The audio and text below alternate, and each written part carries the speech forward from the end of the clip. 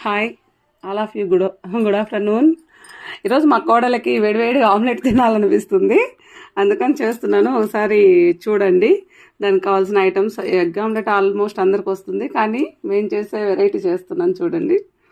Items వచ్చేసి eggs, onions, కరివేపాకు, మళ్ళీ పచ్చిమిర్చి, ఇలా 3 తీసుకొని సన్నగా కట్ చేసుకొని పెట్టుకోవాలన్నమాట.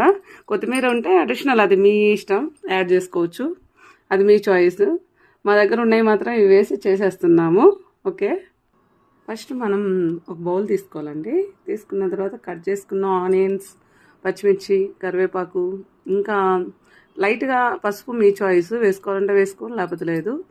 లైట్గా పసుపు, కొంచెం పసుపు, కారం, సాల్ట్ మీకు తగినంత వేసుకోండి. అన్నీ బాగా మిక్స్ చేసుకోవాలన్నమాట. మిక్స్ చేసుకున్న తర్వాత ఫస్ట్ మనము పెన్నెం తీసుకొని స్టవ్ వెలిగించుకోవాలి. పెన్నెం పెట్టాక అది హీట్ ఎక్కాక కాస్త ఆయిల్ వేసేసి మనము అన్నీ మిక్స్ చేసిన ఐటమ్ ఉంటుంది కదండి, అది వేసేసుకొని ఒక 5 మినిట్స్ సిమ్లో పెట్టుకోవాలి. స్టవ్ని మూత పెట్టేసుకోవాలి. చాలా బాగా కుక్ అవుతుంది అనమాట అలా పెట్టేస్తే. అదేది అసలు ఓకే అండి. ఇప్పుడు అయిపోతుంది, తీస్తున్నాను చూడండి. బాగా కుక్ అయింది కదా. ఇది ఇలా చిన్నగా నెమ్మదిగా తిప్పేసుకోవాలి.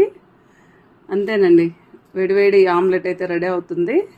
ఇలా బాగా కాలిన తర్వాత, బాయిల్ అయిన తర్వాత దీన్ని ప్లేట్లోకి తీసుకొని సర్వ్ చేసుకొని తినేసేయడం అంతే. ఓకే, ఒకసారి మీకు నచ్చితే లైక్ చేసుకోండి, సబ్స్క్రైబ్, ఫాలో చేసుకోండి ప్లీజ్.